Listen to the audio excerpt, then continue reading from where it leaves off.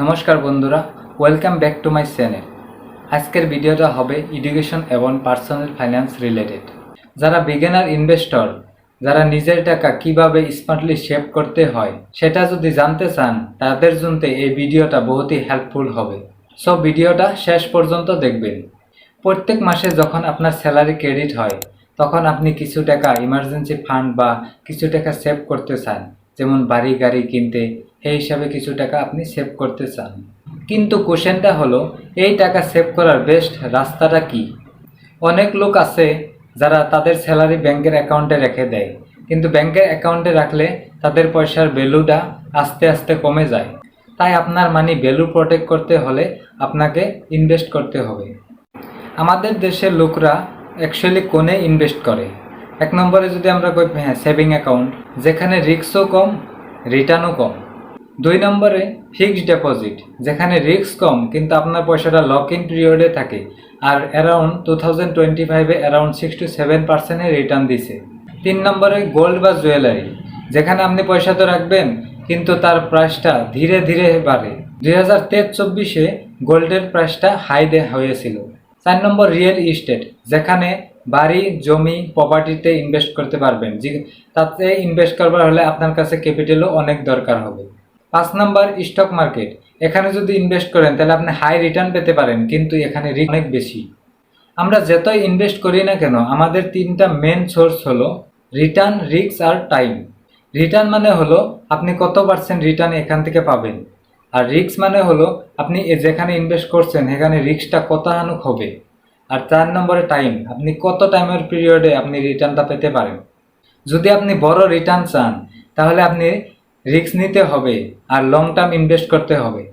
আপনি একটা কথা মনে রাখবেন যে আপনি একটা জায়গায় আপনি ইনভেস্ট করবেন না, কারণ একটা জায়গায় যদি আপনার ক্র্যাশও হয় মার্কেট, তো নেক্সট যাতে আরেকটার থেকে আপনি প্রফিট গেইন করতে পারেন। এটাকে কয় ডাইভার্সিফিকেশন, যাতে আপনার প্রাইসটা ইকুয়ালি আনে। বন্ধুরা, মিউচুয়াল ফান্ড হলো এক স্পেশাল ইনভেস্টমেন্ট মেথড, যেখানে আপনি এক জায়গায় ইনভেস্ট করে আপনার মানিকে ডাইভার্সিফাইড করতে পারবেন। যদি আপনার টাকা এএমসি অ্যাসিস্ট ম্যানেজমেন্ট কোম্পানিকে দেন, তারা প্রফেশনাল ফান্ড ম্যানেজারের মাধ্যমে তাদের পয়সা আলাদা আলাদা জায়গায় ইনভেস্ট করে, যেমন স্টক মার্কেট, বন্ডস বা সিকিউরিটি, গভর্নমেন্ট সিকিউরিটি এক্সেট্রা। এই ইনভেস্টমেন্টের মাধ্যমে যদি আপনি যতই রিটার্ন পান, তার থেকে আপনার 1 বা 2% একটা কোম্পানি কেটে রাখে। ইন্ডিয়াতে HDFC, ICI, SBI, Nippon, Tata তাদের নিজের এএমসি বা তাদের নিজের ফান্ড ম্যানেজারকে দিয়ে আলাদা আলাদা মিউচুয়াল ফান্ড লঞ্চ করে। 2025-এ ইন্ডিয়াতে মিউচুয়াল ফান্ড AUM 55 লাখ করোড়ের উপরে চলে গিয়েছিল, অ্যাজ পার AMFI ডাটা মতে। মিউচুয়াল ফান্ড কি টাইপের হতে পারে?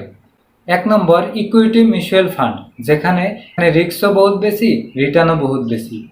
2 নম্বরে ডেপ্ট মিউচুয়াল ফান্ড, যেখানে গভর্নমেন্ট বন্ডস বা কর্পোরেট বন্ডস এক্সেট্রাতে ইনভেস্ট করতে হয়।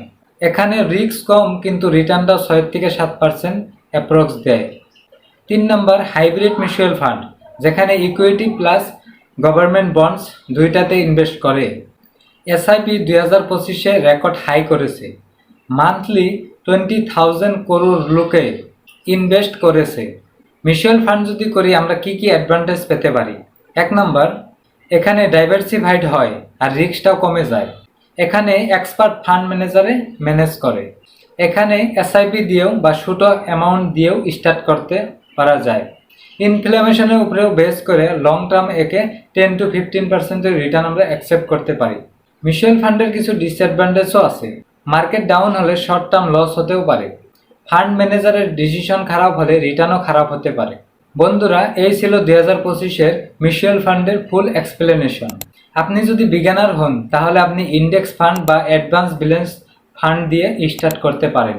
আপনি যত ইয়ারলি ইনভেস্ট করবেন, রেগুলারলি ইনভেস্ট করবেন, আপনি ততই লং টার্ম ভালো একটা প্রফিট পাবেন।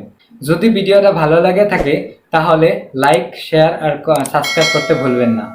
আর কমেন্ট করে জানাবেন আপনি কোন ধরনের মিউচুয়াল ফান্ডে ইনভেস্ট করতে ইন্টারেস্টেড। ধন্যবাদ। নেক্সট ভিডিওতে আবার দেখা হবে।